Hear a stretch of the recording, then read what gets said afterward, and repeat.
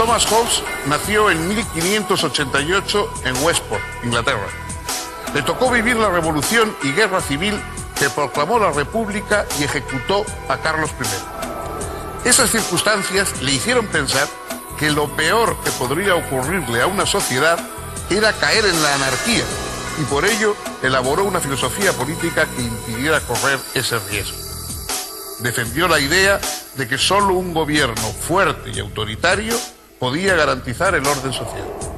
Al hacerlo, utilizó por primera vez argumentos contractualistas e inauguró la filosofía política moderna.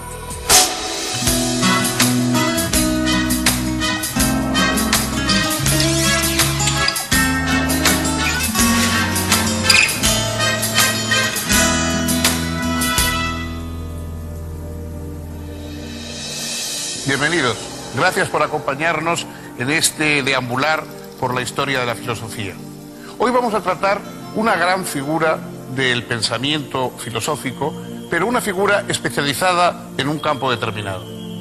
Ya saben ustedes que a lo largo de los siglos, en un principio los filósofos hablaban de todas las cuestiones, eran enciclopédicos, Aristóteles, Platón, y poco a poco se fueron centrando y los grandes filósofos se fueron especializando. Hay algunos que han seguido hablando de todas las cuestiones, pero ya empieza a haber filósofos que se centran en un aspecto y que se convierten en especialistas en un campo determinado de la reflexión. En general, la filosofía inglesa es una filosofía de fuerte contenido práctico. Los grandes filósofos ingleses siempre han estado relacionados con temas como la moral, los valores, la política, etc. Es decir, son filósofos que están muy vinculados a un conocimiento que se puede llevar a la acción. Entre estos filósofos destaca la figura de Thomas Hobbes. Hobbes era un hombre de una amplísima cultura, traductor de Homero, estudioso de toda la tradición anterior a él, y un hombre comprometido con el pensamiento político. El tema fundamental, a pesar de que Hobbes escribió muchas cosas, y sobre todo sobre temas clásicos, etc., pero la cuestión fundamental de su reflexión se centra sobre el pensamiento político. Es decir, cómo pueden vivir los hombres juntos sin enfrentarse unos a otros, sin causarse daño, sin vivir en un trastorno permanente.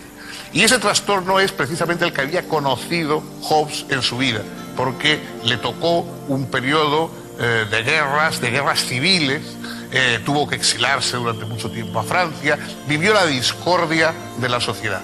De hecho, en un momento él, hablando de sí mismo y de su historia, dice que el mismo día nació él y el miedo. Él se consideraba un hermano del miedo de los hombres unos por otros. El hombre es como un lobo para el hombre, dijo en una ocasión, porque tenía esta visión pesimista, pero no se detenía en el pesimismo.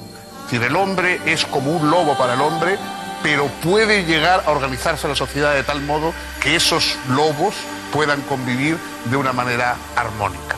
Este es el objetivo de Thomas Hobbes. Cómo vencer ese miedo, ese recelo, esa oposición que los humanos tenemos unos a otros, de tal modo que nos juntemos y trabajemos por un bien común.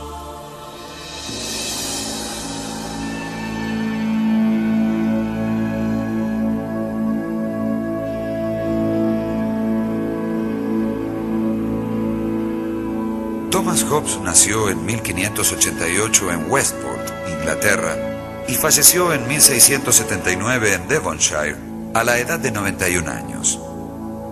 Era hijo de un pastor anglicano. Estudió en Oxford y luego de graduarse se empleó como preceptor al servicio de la aristocracia británica.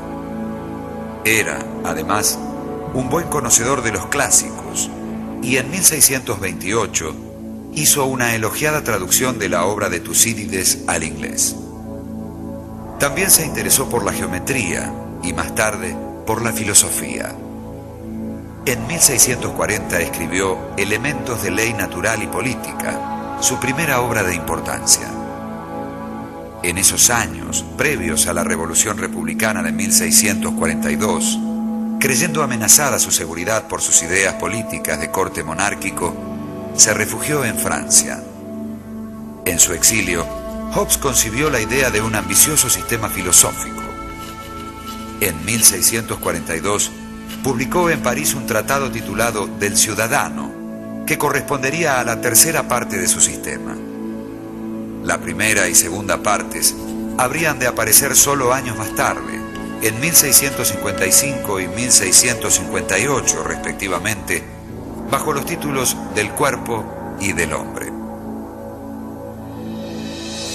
Hobbes fue contemporáneo y, en cierta medida, adversario de Descartes. Incluso conoció bien su obra, tuvo ocasión de tratar, digamos, al propio Descartes, y dijo que Descartes le parecía un filósofo muy interesante cuando hablaba de matemáticas, cuando hablaba de geometría, pero que no sabía de filosofía en el sentido más amplio de la extensión. Es decir, que esa idea de Descartes de que había por un lado las almas y por otro lado los cuerpos, por un lado el mundo material y por otro lado el mundo espiritual, que eso era un auténtico disparate. Para Hobbes, lo único que existen son cuerpos materiales, unos más groseros o más espesos, por decirlo de algún modo, otros más sutiles, pero todos son cuerpos. Él dice que hablar de una sustancia incorpórea, el alma era la definición más o menos clásica, hablar de una sustancia incorpórea es una contradicción como hablar de un círculo cuadrado. Para Hobbes no existen más que los cuerpos. De hecho, una de las preguntas que podemos hacernos es hasta qué punto él podía ser un creyente en una divinidad si no creía más que existían cuerpos. Es muy probable que él fuera creyente, pero creyente en una divinidad en el sentido spinozista, digamos, del término, es decir, una divinidad hecha de sustancia material, de naturaleza. No creo, desde luego, que él creyese en otro mundo y en un mundo espiritual, pero también es muy improbable que en su época él no creyese en ningún dios. Pues este mundo material es el mundo en el que se mueve Hobbes. Está hecho exclusivamente de cuerpos. Y con esos cuerpos es con los que tenemos que organizar nuestro pensamiento, nuestra convivencia, sin salirnos del mundo material. No podemos buscar soluciones trascendentes al mundo de lo material. No podemos esperar un suplemento de alma que nos venga por alguna parte para resolver las perplejidades de nuestra convivencia. Con esos elementos materiales es con los que Hobbes va definiendo su pensamiento, a partir de una antropología absolutamente específica, sin ningún tipo de ilusión. No se hace ningunas ilusiones sobre los seres humanos, no los pone por encima o al margen de la animalidad, al contrario, son frecuentes sus comparaciones con otros seres del reino animal, que en principio nos enfrentamos, luchamos, tenemos necesidades, tenemos temores, queremos protección, queremos compañía, tenemos los deseos, digamos, que puede tener cualquier ser animal, desde nuestra materialidad, desde nuestra corporalidad. A partir de ahí es como tenemos que pensar la organización de nuestra sociedad, que también será un gran cuerpo material hecho de cuerpos de los ciudadanos que lo van a configurar.